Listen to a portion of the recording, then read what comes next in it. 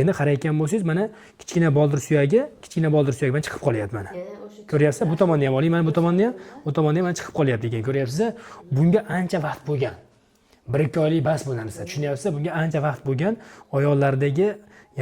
oyoqlardagi varusli deformatsiya, ya'ni katta boldir suyagi tashqariga chiqqan, katta boldir suyagi tashqariga chiqargan hisobiga kichik boldir suyagini tashqariga itarib qo'ygan mana.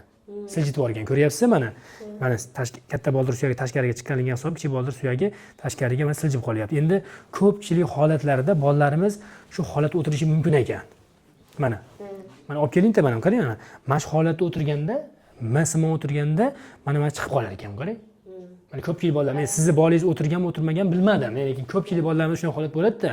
Bunaqa holatda tizza ichkariga buriladi, katta boldir suyagi kichkina boldir suyagini tashqariga siljitib yuboradi, mana siljib qolyapti.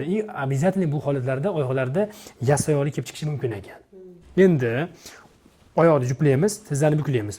Qarang, ochamiz. Mana quyumishlarda muammo yo'q. Quyumishlari ideal darajada yaxshi ochilyapti ekan, tushunyapsiz-a? Ikki tomonga chiqib ketyapti.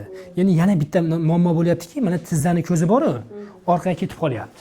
O'zi sog'lom holatdagi bolaning oyog'i bunaqa turish kerak ekan mana. Mana shunday turish kerak ekan.